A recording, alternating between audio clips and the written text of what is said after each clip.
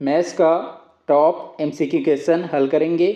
पहला प्रश्न है, एक आयताकार में लंबाई 0.05 किलोमीटर और चौड़ाई 4000 सेंटीमीटर है।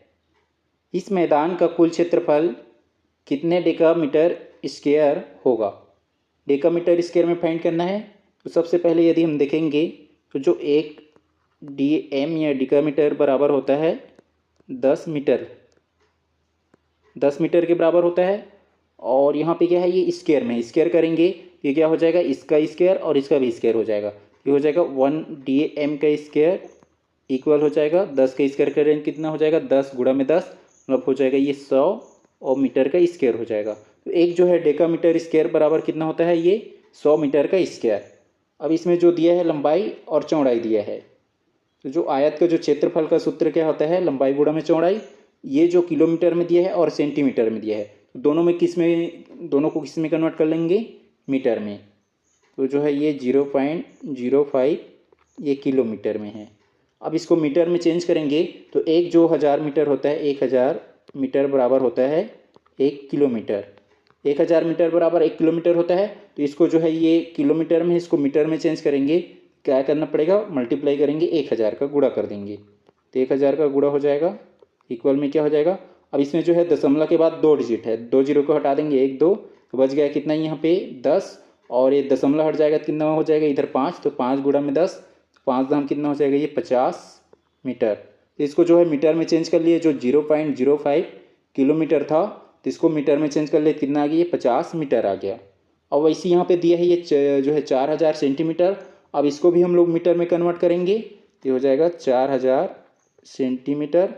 और यदि देखेंगे तो जो 100 जो सेंटीमीटर होता है ये 1 मीटर के बराबर होता है। अब ये जो सेंटीमीटर है इसको मीटर में कन्वर्ट करेंगे, क्या करना पड़ेगा, ये 100 का भाग देना पड़ेगा। ये जो CM से हम M में चेंज करेंगे मीटर में, इसमें 100 का भाग देंगे, 100 का भाग दे देंगे इसमें, तो ये 0 और 2 जीरो कट जाएगा, बच कितना गया 4 और 1 जीरो, तो हो गया 40 मीटर। तो ये जो CM को चेंज किए मीटर में, सेंटीमीटर को मीटर में चेंज किए, कितना आ गया 40 मीटर, और ये कितना आ गया 50 मीटर। अब हमें क्षेत्रफल चाहिए, दोनों का जो यूनिट सेम हो गया, ये भी मीटर में और ये भी मीटर में। अब आपस में गुणा कर देंगे, ये जो क्या है लंबाई और ये जो है चौड़ाई, लंबाई और चौड़ाई का गुणा होता है जो आयत का क्षेत्रफल है उसका, तो दोनों का गुणा कर देंगे तो हो जाएगा 50 गुणा में 40, 5 चौ कितना हो जाएगा 20, और एक एक कितना हो जाएगा ये 2 जीरो। अब ये जो आया है किस में है, मीटर स्क्वायर में आया है, लेकिन हमें किस में चाहिए, डेकामीटर के स्क्वायर में चाहिए। तो जो है 1 डेकामीटर स्क्वायर बराबर कितना होता है, 100 मीटर का स्क्वायर, ये 100 मीटर का स्क्वायर। तो इसमें अब क्या करेंगे, ये जो इसमें से मीटर स्क्वायर से हम जो है डेकामीटर स्क्वायर में जा रहे हैं, तो क्या करना पड़ेगा, ये जो इससे इसमें जाना है तो हमको 100 या 100 से डिवाइडेड करना पड़ेगा, भाग देना पड़ेगा। तो इसमें जो है 100 से भाग दे देंगे 2000 में, ये हो जाएगा 100 डिवाइडेड में 1 2 जीरो कैंसिल, यहाँ भी 2 जीरो कैंसिल, बच गया कितना 20, तो हो जाएगा 20। और 20 किस में है, DAM का स्क्वायर, DAM का स्क्वायर या डेकामीटर का स्क्वायर। तो इसका आंसर हो जाएगा ऑप्शन बी, 20 डेकामीटर का स्क्वायर।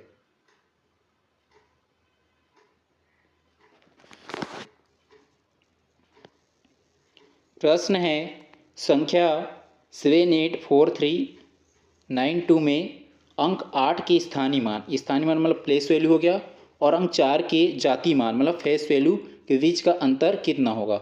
अब यहाँ पे जो स्थानीय मान और क्या दिया है, फेस वैल्यू या जाति मान, जैसे यहाँ पे लिख लिया 836। अब इस 836 में जैसे हमें 8 का बोल दिया है, 8 का स्थानीय मान या प्लेस वैल्यू, तो 8 का जो प्लेस वैल्यू क्या हो जाएगा, ये 8, और 8 के बाद कितना डिजिट है, 1 2 डिजिट, तो 2 जीरो ले लेंगे तो कितना हो जाएगा 800। तो जो है ये 8 का स्थानीय मान क्या हो रहा है, यहाँ पे 800 हो रहा है, इकाई दहाई सैकड़ा मतलब जो सैकड़े के स्थान में है, 100 के स्थान में, तो हो जाएगा 800। अब जैसे जो है 3 का जो है स्थानीय मान बोलेगा तो क्या हो जाएगा, 3 का तो हो जाएगा 3, और 3 के बाद कितना डिजिट है 1, तो ये हो जाएगा 30, 30 हो गया। और 6 का बोलेगा तो क्या हो जाएगा 6 ही बस होगा इसका जो स्थानीय मान।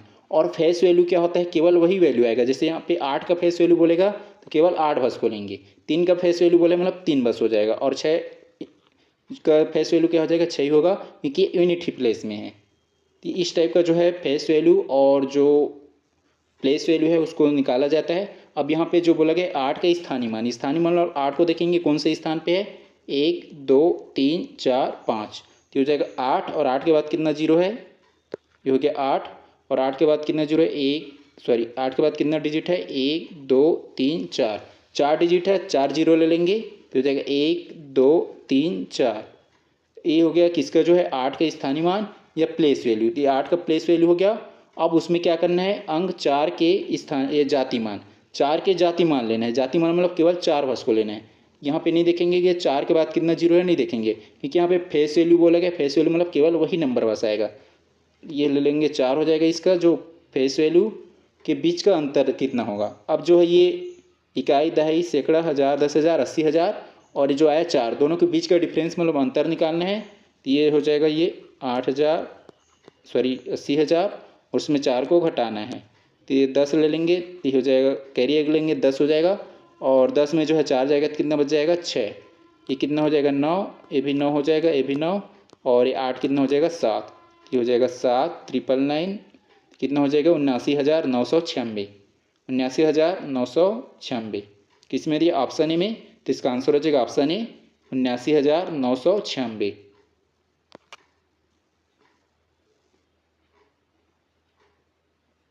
प्रश्न है, एक शुद्ध आवर्त दशमलव भिन्न ये और जो है रिकरिंग डेसिमल जो दिया है 0.373737 को जब उसके सरलतम भिन्न या सरलतम जो है साधारण भिन्न रूप में बदला जाता है तो उसके अंश और हर का योगफल क्या होगा। इसको जो है सबसे पहले जैसे x के फॉर्म में सपोज करेंगे तो हो जाएगा x इक्वल में हो जाएगा 0.373737, ये रिपीट हो रहा है ये ऐसा। अब इसको हम लोग क्या लिख सकते हैं, ये इसी को लिख सकते हैं ऐसे 0.37 का बार, 37 पे बार है मतलब जो है ये 37 है, ये 37 है क्या होता जा रहा है, रिपीट होता जा रहा है, इसलिए जो 37 उस पर बार लगा लिए।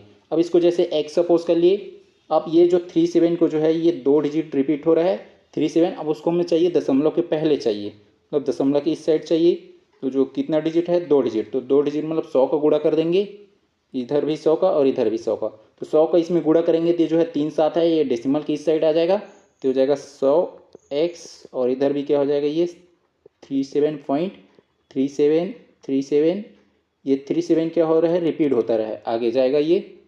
अब इसमें क्या चाहिए, हम माइनस कर देंगे ये 100x में x को, तो 100x में जो है एक x को घटाएंगे तो कितना बचेगा 99x, और इसमें जो है घटाएंगे इधर ये वाला में इसको, तो दशमलव बाद ये क्या हो रहा है, ये रिपीट हो रहा है और दशमलव बाद ये भी रिपीट हो रहा है, तो पूरा घट जाएगा 0 हो जाएगा, बचेगा कितना इधर 37 हमें x चाहिए, तो x बराबर कितना हो जाएगा 37/99।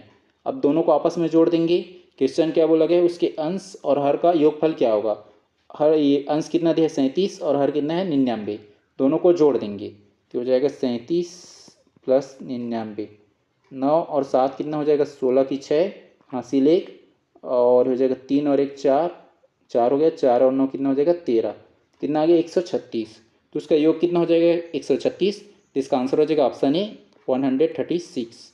ये तो एक बेसिक टाइप का हल करने वाला है। दूसरा क्या होता है, दशमलव बाद कितना दिया है 37, तो अब ये 37 को हम लोग दशमलव के पहले लाना है, क्या लिख लेंगे उसको 37 और जितना दिया है उतने बार 9 लिख लेंगे, तो जो जितना डिजिट है यहाँ पे 37 2 बार रिपीट हो रहा है तो 2 बार नीचे 9 ले लेंगे 99, तो इस टाइप का हम लोग डायरेक्ट निकाल सकते हैं। और दूसरा इस टाइप का, तो इसका आंसर हो जाएगा ऑप्शन ए 136, ये 136। प्रश्न है, यदि गणितीय संक्रियाओं के नियम के तहत का यह ऑफ को, जो ऑफ है जैसे यहाँ पे ये ऑफ दिया है, उस ऑफ को जो है भाग के रूप में या भाग में यहाँ पे लिख लेंगे 16, और ये जो ऑफ है उसको ले लेंगे भाग के रूप में, तो हो जाएगा डिवाइडेड के फॉर्म में, और ये क्या है फिर 4, तो ये हो जाएगा 4।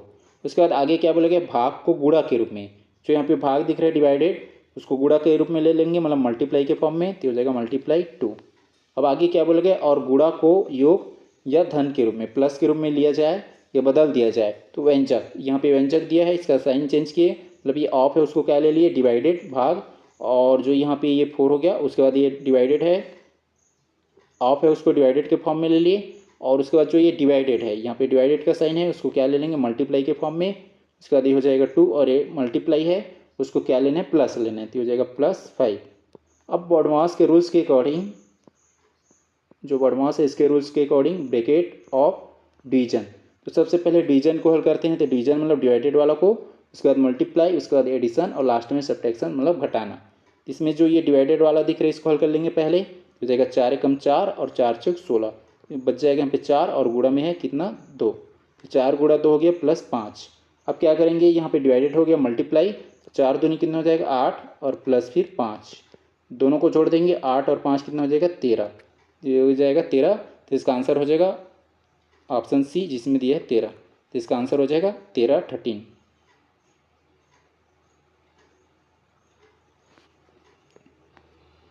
प्रश्न है, यदि किसी धनात्मक संख्या के वर्गमूल का 1/3 भाग 12 के बराबर है तो वह मूल संख्या क्या है। क्वेश्चन में यहाँ पे बोला गया किसी धनात्मक संख्या के वर्गमूल का, वर्गमूल मतलब उसके जो है स्क्वायर रूट का 1/3 कितना है, 1/3 का भाग जो है 12 के बराबर है। उस संख्या को ले लेंगे x के फॉर्म में। अब इसका वर्गमूल का, वर्गमूल मतलब इसके स्क्वायर रूट लगा लेंगे, ऐसा स्क्वायर रूट। अब इस स्क्वायर रूट का 1/3 मतलब हो जाएगा 1/3, किसके बराबर है ये 12 के बराबर, इक्वल में हो जाएगा 12। अभी 1/3 है, 3 को इधर भेज देंगे तो हो जाएगा √x बराबर में हो जाएगा ये 3 गुणा में 12 और 12 ते कितना होता है 36, तो हो जाएगा 36 और रूट में है x, ये रूट में है। अब ये रूट को हटाएंगे तो क्या करेंगे, दोनों साइड स्क्वायर लगाएंगे। यहाँ पे ऐसे नहीं करना है कि ये जो √x है तो इधर जाएगा तो ये 6 हो जाएगा, ऐसा नहीं, क्योंकि यहाँ फिर √x है और इधर 36 है, तो ये रूट को हटाने के लिए क्या करना पड़ेगा, दोनों साइड स्क्वायर करना पड़ेगा। तो इसका स्क्वायर करेंगे तो क्या हो जाएगा x हो जाएगा और ये 36 गुणा 36 हो जाएगा 36 मल्टीप्लाई 36, इसका स्क्वायर कर दिए।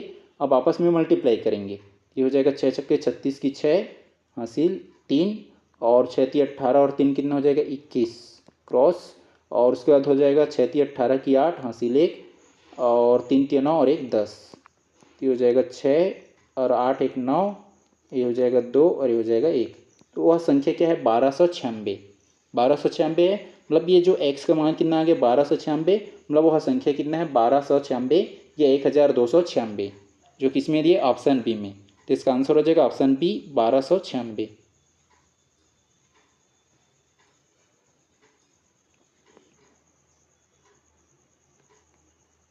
प्रश्न है, दो सहभाज्य संख्याओं या को प्राइम नंबर्स का गुणनफल जो है 117 है, उनका लघुत्तम समापवर्तक या एलसीएम कितना होगा।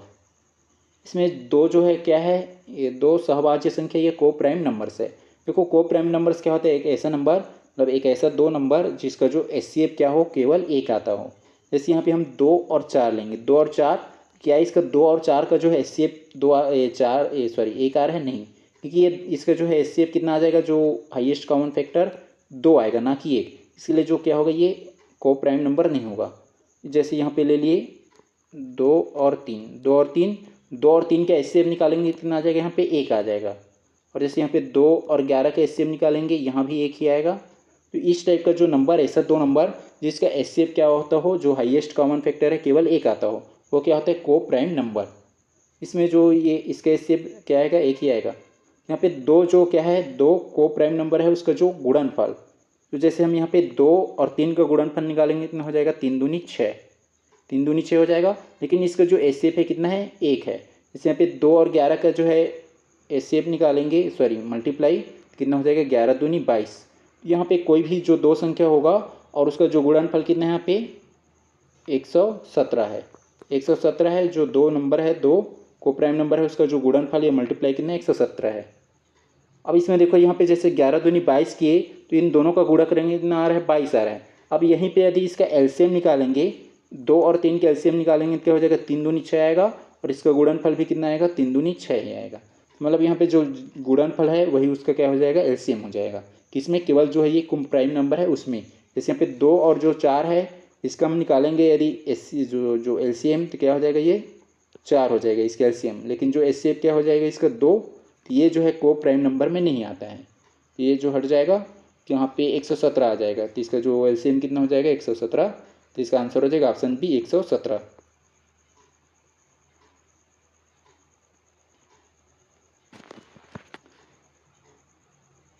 प्रश्न है, सोमवार, मंगलवार और बुधवार का औसत तापमान 40 डिग्री सेल्सियस था। सोमवार हो जाएगा Monday plus Tuesday plus Wednesday, इन तीनों का जो है तापमान कितना है 40 डिग्री सेल्सियस है। 40 डिग्री सेल्सियस मतलब 1 2 3, और औसत बोला गया, औसत तापमान तो मतलब यहाँ पे 3 है, ये इसी को लिख सकते हैं बट्टे में 3, और बराबर कितना है 40। तो जो है ये हो जाएगा 40, और इसके बट्टे में जो डिवाइडेड में 3 आएगा एवरेज है, तो 3 को क्या कर देंगे मल्टीप्लाई। तो इसका जो है टोटल जो है ये जो 40 जो दिया है औसत है, लेकिन जो कुल निकालेंगे, कुल जो है ये तापमान जो है तीनों का मिला के, सोमवार मंगलवार बुधवार तीनों का मिला के कितना हो जाएगा, ये 40 या 120, तो टोटल जो है 120 है तीनों का योग। वैसे यहाँ पे मंगलवार तो हो जाएगा ट्यूसडे प्लस वेडनेसडे और फिर प्लस थर्सडे TH। इसका औसत कितना है, 3 दिन है, यहाँ भी 1 2 3 3 दिन है, और इसका औसत तापमान 41 डिग्री सेल्सियस है। तो 41 में 3 का गुणा कर देंगे, यहाँ पे 41 गुणा में 3, 3 एक कम 3 हो जाएगा, और 4 3 12, तो 123 आ गया। अब आगे दिया गया है, यदि गुरुवार का तापमान 42 डिग्री सेल्सियस है था, जो गुरुवार है उसका जो है तापमान कितना है 42 डिग्री सेल्सियस था, तो सोमवार का तापमान कितना हो था। इसमें जो है गुरुवार मतलब ये थर्सडे है, इसका जो तापमान कितना दिया 42 दिए, तो यहाँ पे 42 पुट कर देंगे 42, और 42 इधर डिवाइड मतलब इधर चला जाएगा तो माइनस हो जाएगा, तो ट्यूसडे प्लस वेडनेसडे इक्वल हो जाएगा 123 माइनस में 42। 123 में 42 को घटाएंगे, 3 में 2 जाएगा तो बचेगा 1, और 12 में जो है 4 जाएगा तो बचेगा, 12 में 4 जाएगा तो कितना बचेगा, 12 4 जाएगा तो 8, 81। जो है ट्यूसडे प्लस जो वेडनेसडे है इसका सम कितना आ रहा है, 81 आ रहा है। अब हमें क्या चाहिए, मंडे का चाहिए। मंडे का चाहिए था हमें जो है ट्यूसडे प्लस वेडनेसडे मतलब जो है मंगलवार और बुधवार का पता चल गया 81 है, तो ये 81 यहाँ पे पुट कर देंगे और 120 में घटा देंगे, जिससे सोमवार का जो है तापमान पता चल जाएगा। यहाँ पे हो जाएगा m बराबर, यहाँ पे 181 सॉरी यहाँ पे 81 पुट करेंगे और 120 में घटा देंगे, तो 120 हो जाएगा 120 माइनस में 81, कैरी 1 लेंगे 10 हो जाएगा, 10 में 1 जाएगा तो बचेगा 9, और उसके बाद हो जाएगा ये 11 मतलब 1 हो जाएगा, और 2 में 1 जाएगा तो 1, तो ये हो गया 11। 11 में जो है 8 जाएगा कितना बचेगा 3, तो हो जाएगा 39 डिग्री सेल्सियस, जो ऑप्शन ए में दिया है, तो इसका आंसर हो जाएगा ऑप्शन ए 39 डिग्री सेल्सियस।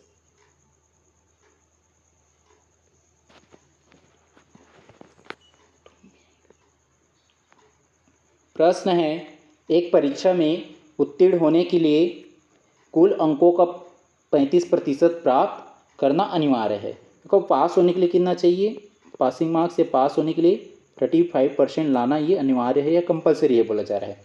आगे बोला जा रहा है, एक छात्र ने 160 अंक प्राप्त किए और वह 50 अंकों से अनुत्तीर्ण घोषित कर दिया गया। परीक्षा के कुल पूर्णांक कितने थे। देखो कुल पूर्णांक कितना रहेगा, 100% रहेगा, ये 100%। लेकिन यहाँ पे बोला गया कंडीशन दिया है कि पास होने के लिए कितना चाहिए, 35% चाहिए। लेकिन वो जो स्टूडेंट्स है ये प्राप्त कितना किया, ऑब्टेन किया ये 160 अंक, लेकिन उसको जो है 50 और पाता, क्या बोला गया है, और वह 50 अंकों से अनुत्तीर्ण हो गया मतलब फेल हो गया, मतलब 50 अंक कम पाया और 50 अंक से क्या हो गया, फेल हो गया। मतलब ये 50 को हम लोग ऐड करेंगे 160 में तो क्या हो जाता, पास हो जा रहता। मतलब जो 160 दिया है लेकिन वो जो है 50 अंक कम पाया जिसकी वजह से फेल हो गया। यदि हम ये 50 को ऐड करते तो क्या हो जाता, पास हो जाता। और पासिंग मार्क का जो परसेंटेज कितना दिया 35%, मतलब इसका जो वैल्यू कितना हो जाएगा 35% के बराबर हो जाएगा। इसको आपस में जोड़ देंगे तो हो जाएगा 0 और 6 5 कितना हो जाएगा 11, हासिल 1 1 1 2, तो हो जाएगा 210 और इक्वल में हो जाएगा ये 35%। हमें 1% का वैल्यू निकालना है तो हो जाएगा 7 5 6 35 और 7 3 21 और 0 हो जाएगा 30 और हो जाएगा 5 5 1 कम 5 और 5 छक्के 30। तो जो 1% का वैल्यू कितना आ रहा है यहाँ पे 6 के बराबर आ रहा है, 6 अंक के बराबर। और कुल पूर्णांक मतलब 100 हो जाएगा, तो 100 लेंगे तो इधर 2 0 और इधर भी 2 0, तो 100 बराबर कितना हो जाएगा 600। तो जो परीक्षा के जो कुल पूर्णांक है ये टोटल कितने मार्क्स का था, जो परीक्षा है 600 मार्क्स का, ये 600 नंबर का। तो इसका आंसर हो जाएगा ऑप्शन बी 600 या 600।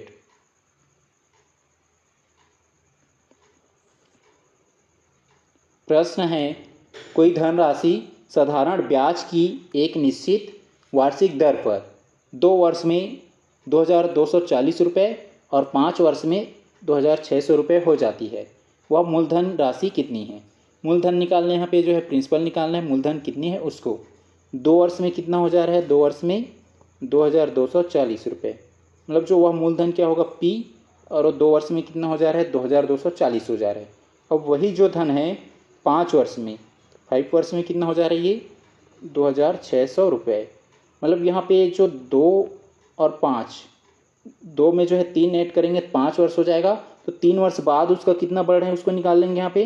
ये 2600 था, मतलब जो है ये जो 2240 था और ये 2600 हो गया कितने में, 3 वर्ष में। तो जो 3 वर्ष है उसमें जो ब्याज मिला है उसको निकाल सकते हैं यहाँ से। तो ये 2600 में 2240 को घटा देंगे, 2240 तो हो जाएगा 0 और कैरी लेंगे तो हो जाएगा 10, 10 में 4 जाएगा बचा 6, तो हो जाएगा 5, 5 में 2 जाएगा 3 और 2 में 2 जाएगा 0।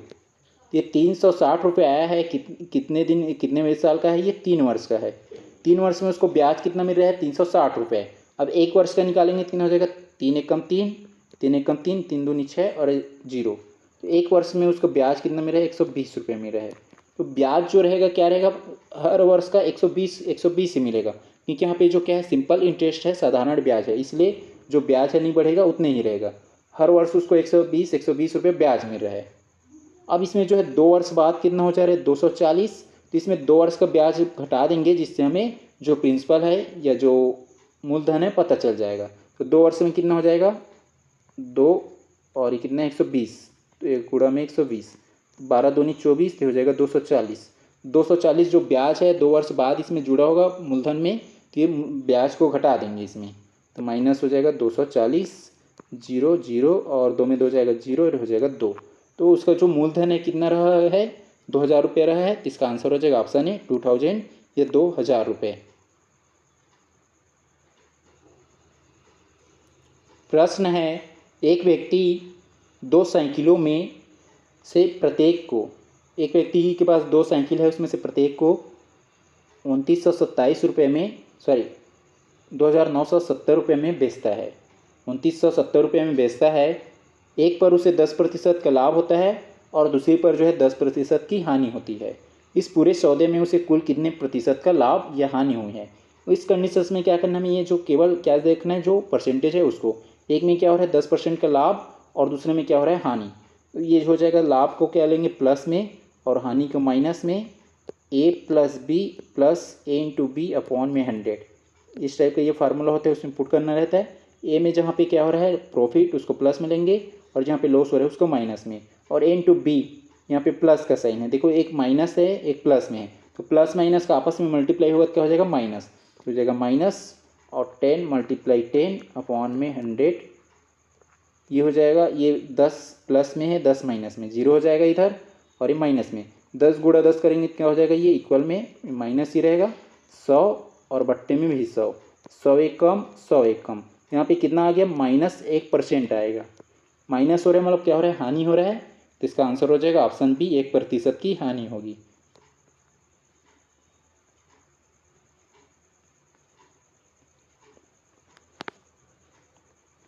प्रश्न है, यदि ए का 20% बराबर बी का 3/4 बराबर सी का 0.6 हो, तो a ratio b ratio c का सही अनुपात क्या होगा।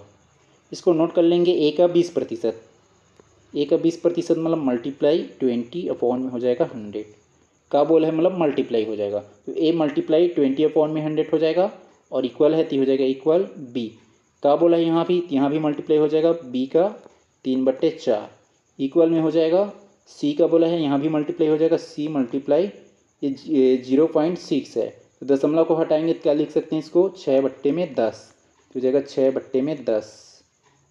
अब जो जो डिवाइडेड हो रहे हैं उसको डिवाइडेड कर लेंगे, 20 से कम 20 पंचे 100 और 2 तिया 6 हो जाएगा, 2 तिया 6 और 2 पंचे 10।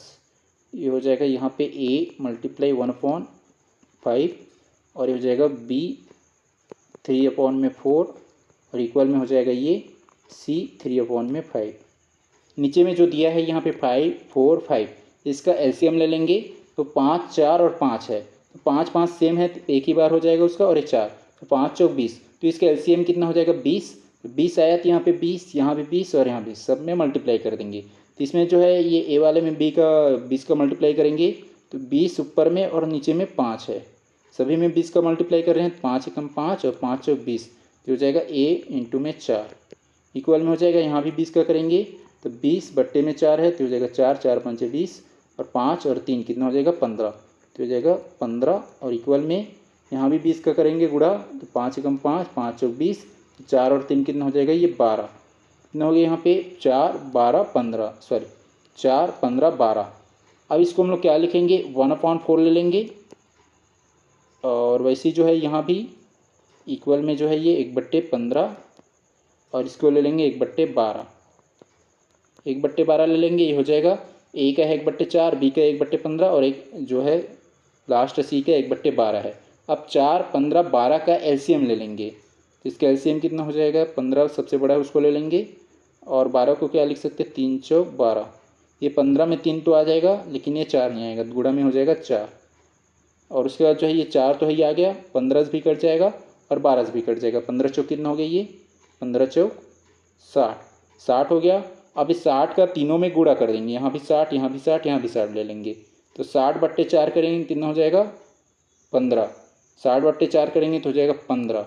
वैसे जो है ये यहाँ पे लेंगे 60, तो 60/15 हो गया, 15 एकम 15, 15 चौक 60, तो हो जाएगा 4। और ऐसी जो है 1/12 है, तो यहाँ भी 60 लेंगे, तो 60 ऊपर में आ जाएगा, 12 नीचे में, 12 एकम 12, 12 पंचे 60, तो रेशियो में हो जाएगा 5।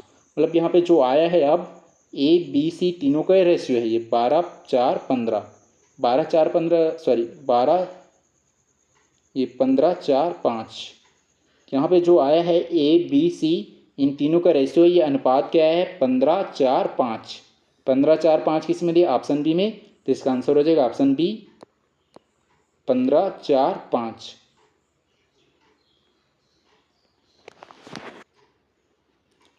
प्रश्न है एक वर्गाकार ट्रैक के चारों ओर जाने में औसत चाल की अवधारणा के तहत यदि कोई व्यक्ति वर्गाकार मैदान की चारों भुजाओं को क्रमशः 100 200 300 और 400 किलोमीटर प्रति घंटा की चाल से तय करता है, तो जो है पूरी यात्रा के दौरान उसकी औसत चाल कितनी होगी।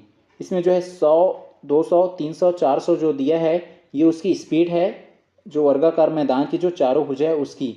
जैसे यहाँ पे वर्गाकार मैदान बना लिए, इसके जो चारों साइड जाएगा इधर इधर, जैसे पहले वाला में हो गया 100, फिर दूसरे वाला में जाएगा तो ये 200 की स्पीड में, फिर तीसरे वाला में 300 की स्पीड में, चौथे वाला में 400 की स्पीड में।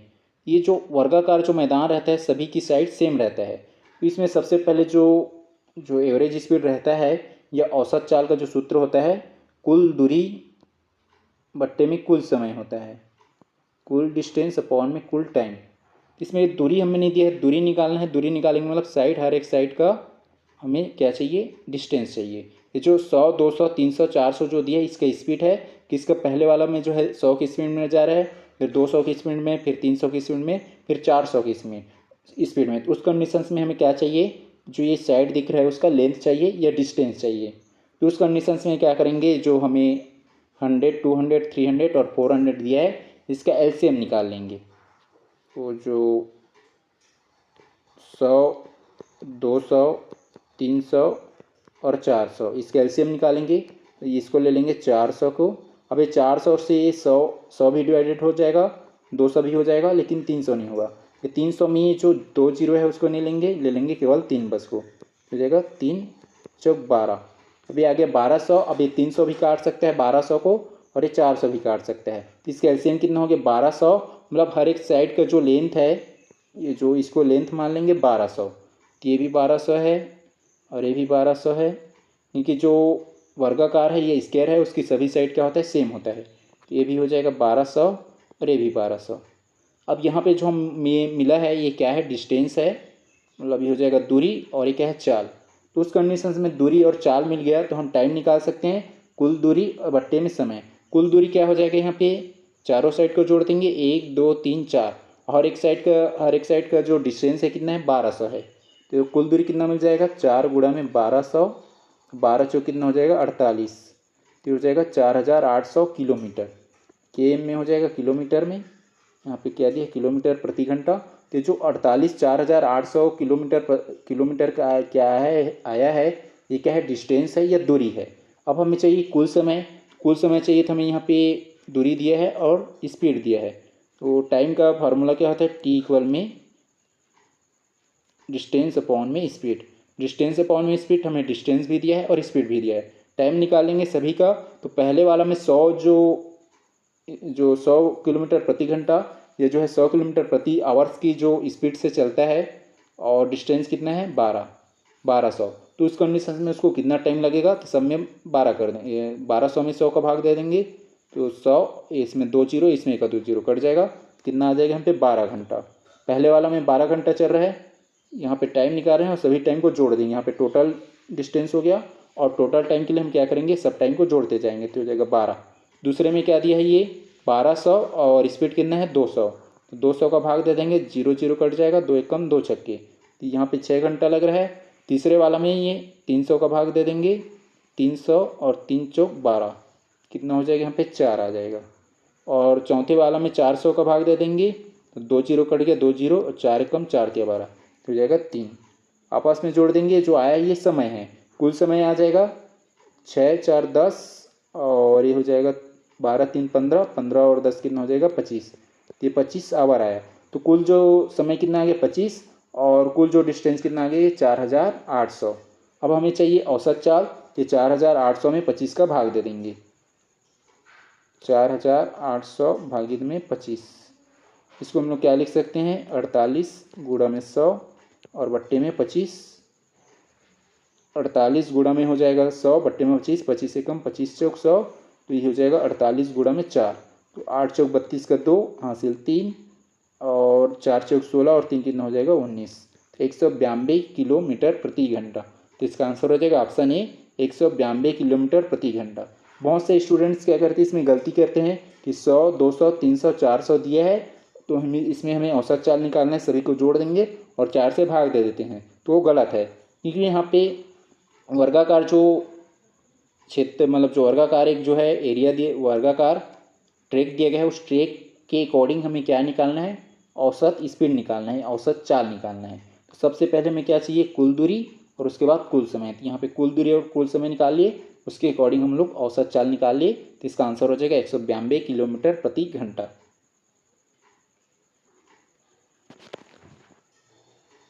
प्रश्न है, ए और बी मिलकर, ए प्लस बी मिलकर जो है किसी कार्य को या एक कार्य को 12 दिन में कर सकते हैं, 12 दिनों में, तो हो जाएगा 12। वैसे आगे दिया बी और सी मिलकर 15 दिनों में, बी प्लस सी कितने दिन में 15 दिनों में। सी और ए मिलकर जो है 20 दिनों में, सी और ए मिलकर उस कार्य को 20 दिनों में कर सकते हैं। यदि तीनों मिलकर कार्य को करें तो कार्य कितने दिनों में समाप्त हो जाएगा। अब कंडीशंस यहाँ पे बोला गया है, यदि तीनों मिलकर मतलब ए बी और सी मिलकर आपस में उस कार्य को करे तो कितने दिनों में समाप्त हो जाएगा। सबसे पहले हम क्या करेंगे, 12 15 और 20 का एलसीएम ले लेंगे। सबसे बड़ा कौन दिख रहा है 20, 5 को 15 को क्या लिख सकते हैं 5 तिया 15, तो 20 में 5 आ गया लेकिन 3 नहीं आया, गुणा में क्या ले लेंगे 3, तो हो जाएगा 20 तिया 60। अब ये 60 जो है 12 से कट सकते हैं, तो 12 को नहीं लेंगे, 60 से कट जाएगा, मतलब जो 60 जो है 12 से भी कट जाएगा, 15 से भी, 20 से भी, इसका एलसीएम कितना हो जाएगा 60। 60 एलसीएम हो गया। अब इनका हम लोग एफिशिएंसी निकाल लेंगे, एफिशिएंसी मतलब क्षमता, तो 60 में 12 का भाग देंगे, 12 कम 12 पंचे 60, इन दोनों का क्षमता कितना आ रहा है यहाँ पे एफिशिएंसी, इसका एफिशिएंसी 5, दोनों का ए और बी का। अब ये बी और सी का निकालेंगे, 15 का भाग दे देंगे 60 में, ये हो जाएगा 60 भागित 15, 15 कम 15 चौक 60, इसका जो है कितना आ रहा है 4। अब 20 का भाग देंगे 60 में, कितना हो जाएगा 60 बट्टे में 20, 20 से कम 20 दिया 60, तो ये हो जाएगा 3। इनकी जो एफिशिएंसी है क्षमता कितना आ रहा है, ए और बी का आ रहा है 5, बी और सी का कितना आ रहा है 4, और सी और ए का कितना आ रहा है 3। अब ये आपस में जोड़ देंगे, कितना हो जाएगा ये 5 4 9 3 12, तो ये टोटल जो है इनका एफिशिएंसी कितना आ रहा है 12 आ रहा है। लेकिन यहाँ भी ए बी, यहाँ पे बी सी है और यहाँ पे सी है, सब दो दो है, तो इसको आपस में जोड़ देंगे, ए यहाँ भी है और यहाँ भी है, 2 बार ए आया, और बी यहाँ भी है यहाँ भी है, 2 बार भी आया और 2 बार सी आया, मतलब तीनों जो है 2 2 बार है, तो 2 को निकाल लेंगे बाहर, ये हो जाएगा ए प्लस बी प्लस सी, तीनों का एफिशिएंसी, ये 2 आए इधर, तो 2 को भाग दे देंगे, 2 एक कम 2 छक्के 12, तीनों का जो क्षमता है या एफिशिएंसी कितना आ जाएगा 6, हो जाएगा ए प्लस बी प्लस सी, तीनों का जो क्षमता कितना आया 6 आया। अब हमें क्या बोला गया है, तो कितने दिनों में, तो कार्य कितने दिनों में समाप्त होगा। तीनों की जो एफिशिएंसी है, एक दिन की एफिशिएंसी है, एक दिन में कितना, जैसे मान लो पेन बना रहे हैं तो 6 पेन बना रहे हैं, लेकिन हमें कितना पेन बनाना है, यहाँ पे टोटल 60 है, इसकी जो एलसीएम निकालें कितना है 60, लेकिन उसको टोटल कितना पेन बनाना है 60 पेन बनाने हैं या 60 काम करना है। एक दिन में कितना काम कर रहा है 6 काम, तीनों मिलकर तो 60 काम करना है, 60 में 6 का भाग दे देंगे तो 60 भागी 6, 6 कम और 6 दहम 60, तो जो है कितने जो है टोटल इस 60 पेन को कितने दिन में बनाएंगे 10 दिन में। तो इसका आंसर हो जाएगा ऑप्शन बी 10 दिन।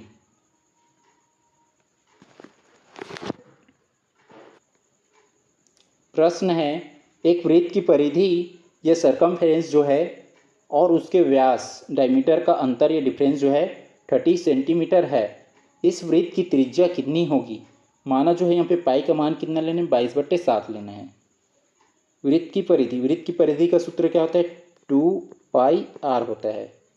और उसके व्यास क्या होता है, जैसे हम डी लेते हैं, व्यास डायमीटर डी लेते हैं, और जो डायमीटर है व्यास क्या होता है त्रिज्या की 2 गुना होता है, तो हो जाएगा 2r।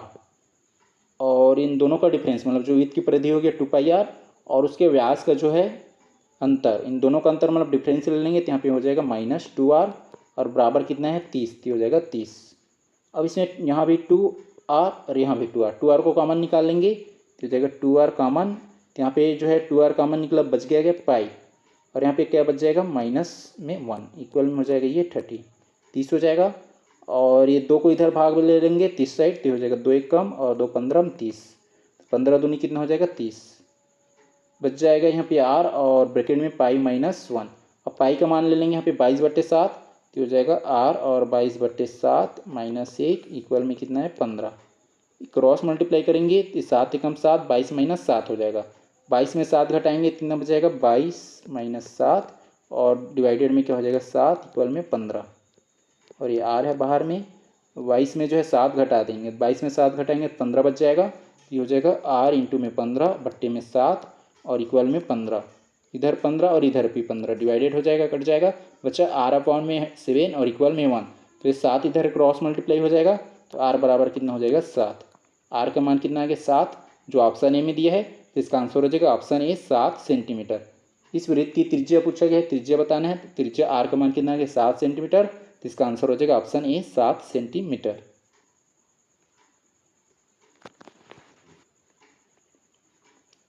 प्रश्न है यदि 2 गोलों के पृष्ठीय क्षेत्रफलों का अनुपात 4:9 है तो उनके जो है आयतनों का अनुपात क्या होगा, आयतनों का सही अनुपात क्या होगा। देखो यहाँ पे इस कंडीशन में हमें केवल उसकी फार्मूला वगैरह पे फोकस नहीं करना है, एरिया दिया है, क्षेत्रफल क्या होता है स्क्वायर में, इसको ए और बी ले लेंगे तो ए का स्क्वायर इंटू में बी का स्क्वायर, ये कितना दिया है 4:9। हमें ए और बी बस चाहिए, ए बस क्या हो जाएगा ए बस चाहिए तो हो जाएगा 2, मतलब ये जो 4 किसका स्क्वायर होता है 2 का, और ये 9 किसका स्क्वायर होता है 3 का, बी बराबर कितना हो जाएगा 3। ए और बी का मान मिल गया। अब आयतन पूछा गया है, आयतन या वॉल्यूम पूछा गया है, क्या हो जाएगा इसका क्यूब, ए का क्यूब क्या हो जाएगा और ये बी का क्यूब, ए का क्यूब यहाँ पे 2 का क्यूब और 3 का क्यूब, ए का क्यूब मतलब 2 का क्यूब कितना हो जाएगा ये 2 गुणा में 2, 2 गुणा में 2 गुणा में 2, 2 दूनी 4, 4 दूनी 8, ये हो गया 8। अब ये जो है 3 का क्यूब तो 3 गुणा में 3 गुणा में 3, 3 × 9, 9 × 27, इसका कितना हो जाएगा 27, उसकी जो रेशियो कितना आ जाएगा 8:27, तो 8:27, 8:27 किस में दिया ऑप्शन बी में, तो इसका आंसर हो जाएगा ऑप्शन बी 8:27 या 8:27।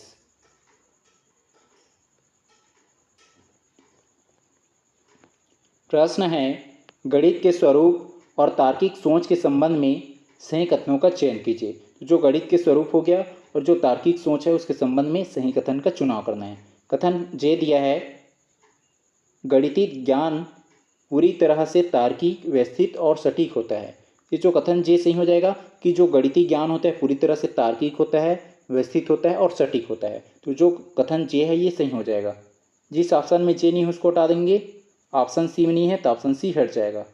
उसका जो है कथन के दिया है अमूर्तीकरण का अर्थ है मूर्त अनुभवों से सामान्य नियम निकालना। अमूर्तीकरण का मतलब अर्थ क्या यहाँ पे बताया गया है कि मूर्त जो अनुभव है उसके माध्यम से सामान्य नियम को निकालना। ये जो कथन के ये भी सही हो जाएगा। जो अमूर्तीकरण का अर्थ यहाँ पे ये है कि जो अमूर्त अनुभव है, ये मूर्त जो एक्सपीरियंस है उससे जो है सामान्य नियम को निकालना, ये होता है अमूर्तीकरण करना। ये जो कथन के ये भी सही है। जिसमें के नहीं है उसको हटा देंगे, ऑप्शन बी में नहीं है तो ऑप्शन बी हट जाएगा। इसका जो है कथन एल दिया है विशिष्टीकरण का अर्थ होता है सामान्य सूत्रों से विशेष उदाहरणों पर आजमाना। ये जो कथन एल ए भी सी हो जाएगा कि विशिष्टीकरण में क्या होता है, जो सामान्य सूत्र है उसके माध्यम से विशिष्ट जो सामान्य सूत्रों से विशेष उदाहरणों पर आजमाना, ये उसमें यूज करना। जो कथन एल ये भी सी हो जाएगा, जिसमें एल नहीं उसको हटा देंगे, तो ए और डी में है एल। उसके बाद जो है कथन एम दिया है, व्यापकीकरण का अर्थ होता है प्राप्त निष्कर्षों को सार्वभौमिक नियम में बदलना। तो जो कथन एम भी सी हो जाएगा। उसके बाद जो है कथन एन दिया है, गणित की प्रकृति में अंतर्ज्ञान का कोई स्थान नहीं होता। तो जो कथन एन गलत हो जाएगा, क्योंकि गणित की प्रकृति में अंतर्ज्ञान का स्थान होता है, उसका महत्वपूर्ण स्थान है। तो जो कथन एन ये गलत हो जाएगा। तो ऑप्शन डी में एन, तो ऑप्शन डी हट जाएगा। तो इसका आंसर हो जाएगा ऑप्शन ए, जिसमें केवल कथन जे, के, एल और एम सही है।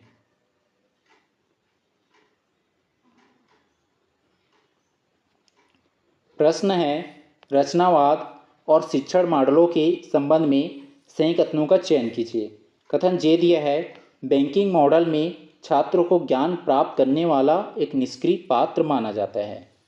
ये जो कथन जे ये सही हो जाएगा कि बैंकिंग मॉडल में क्या होता है, जो छात्र है छात्र को ज्ञान प्राप्त करने वाला एक निष्क्रिय पात्र माना जाता है।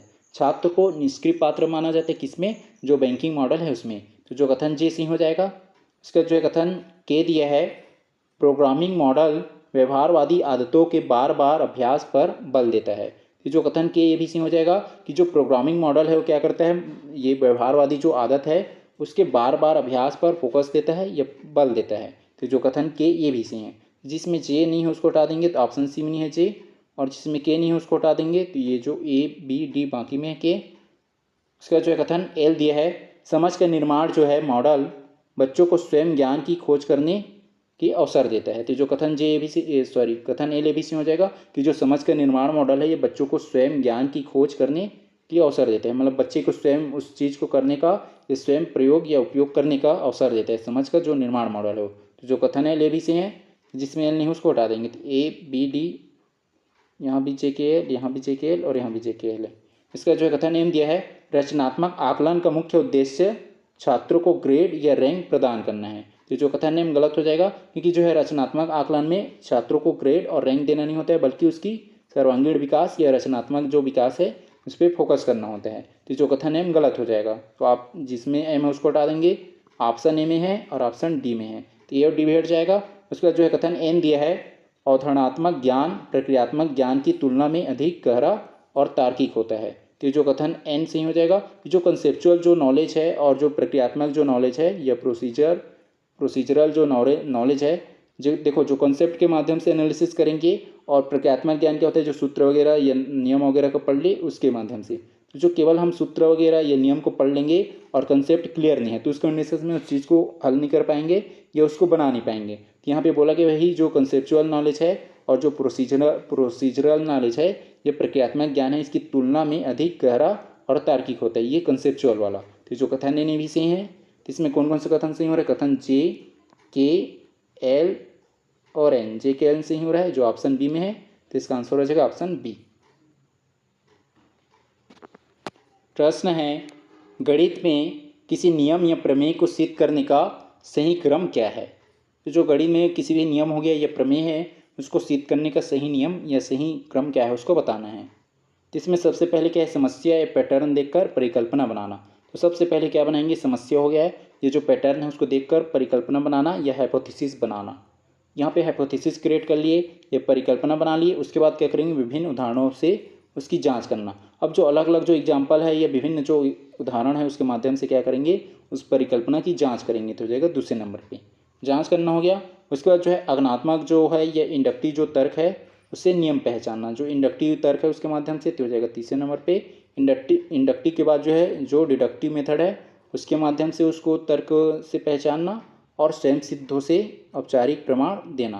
हो जाएगा चौथे नंबर पे। शुरू में हो जाएगा जे, उसके बाद एल एम और के। शुरू में जे तो ऑप्शन सी में नहीं है, जे के बाद एल, जे के बाद एल बी में नहीं है, बी भी हट जाएगा, और एल के बाद एम तो ये डी में नहीं है, डी भी हट जाएगा, और एम के बाद के, तो ऑप्शन ए में है। तो इसका आंसर हो जाएगा ऑप्शन ए।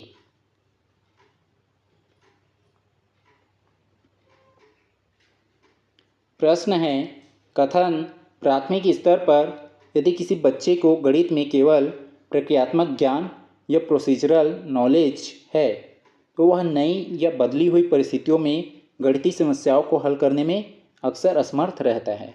कि जो कथन सही हो जाएगा कि यदि बच्चे को केवल हम जो है सूत्र रटा दिए या जो नियम बस पढ़ा दिए और उसकी जो अवधारणा है या कंसेप्ट क्लियर नहीं है, तो उस कंडीशंस में क्या है, यदि हम बच्चे को नए क्वेश्चन देंगे या उसमें कुछ नंबर वगैरह चेंज करके दे देंगे, तो उस कंडीशंस में क्या है कि तो वह नई या बदली हुई परिस्थितियों में गणितीय जो समस्या है उसको हल करने में अक्सर असमर्थ रहता है या उसको हल नहीं कर पाता है। ये जो कथन है ये कथन सही हो जाएगा। कारण में दिए गए हैं, इसी को एक्सप्लेन किया गया जो ये प्रक्रियात्मक ज्ञान है उसको, तो प्रक्रियात्मक ज्ञान का संबंध केवल नियमों हो गया, नियम हो गया, एल्गोरिदम हो गया और सूत्रों को रटने या चरणबद्ध तरीके से लागू करने से होता है। तो जो प्रक्रियात्मक ज्ञान होता है केवल जो नियम हो गया या जो एल्गोरिदम है या सूत्र है उसको रटने या चरणबद्ध तरीके से लागू करने से होता है। मतलब यहाँ पे केवल जो है प्रक्रियात्मक ज्ञान है, जो नियम वगैरह ये सूत्र है उसको रट लिया, जबकि जिसमें अवधारणा के पीछे छिपे तार्किक कारणों की समझ शामिल नहीं होती। तो जो ये प्रक्रियात्मक ज्ञान है उसमें जो कंसेप्ट है या जो अवधारणा है वो शामिल नहीं होता है, और एक कंसेप्ट क्लियर ना होने की वजह से क्या है कि बच्चा उसको समझ नहीं पाता है या उसको हल करने में असमर्थ रहता है। ये जो कारण भी सही है और एक कारण जो है इसको एक्सप्लेन भी किया है कि इसको जो ये प्रक्रियात्मक ज्ञान है उसको ये कारण भी सही है और एक कथन भी सही है और उसका व्याख्या भी कर रहा है। तो किसमें दिया ऑप्शन ए में, तो इसका आंसर हो जाएगा ऑप्शन ए जिसमें कथन और कारण दोनों सही हैं और एक कारण जो है कथन की सही व्याख्या करता है। तो इसका आंसर हो जाएगा ऑप्शन ए।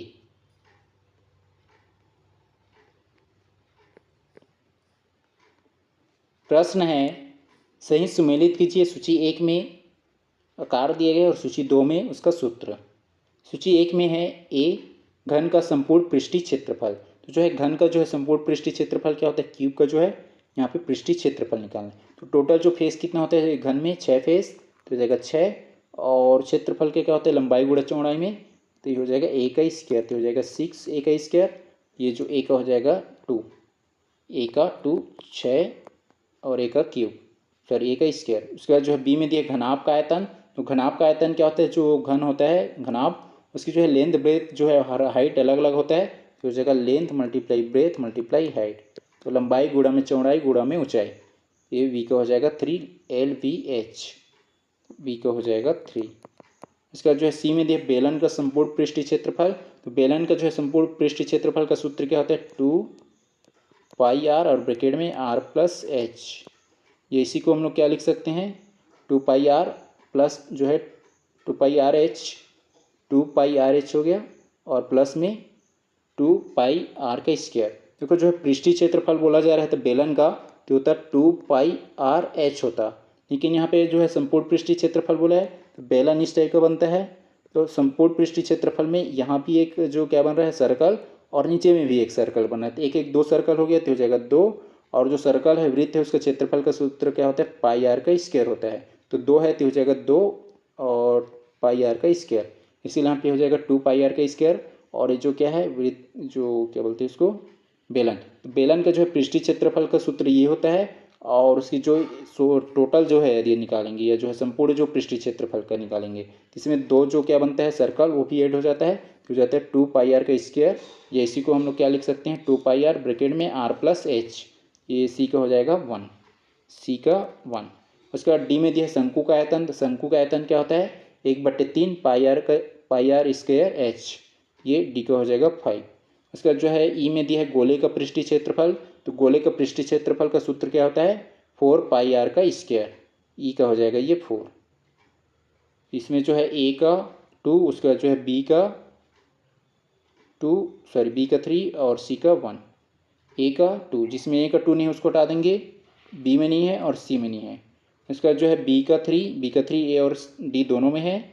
इसके बाद सी का 1 जो है दोनों में है। उसका डी का 5 जो है ऑप्शन ए में नहीं है तो हट जाएगा, तो इसका आंसर हो जाएगा ऑप्शन डी, जिसमें हो जाएगा डी का 5 और ई का 4, तो इसका आंसर हो जाएगा ऑप्शन डी।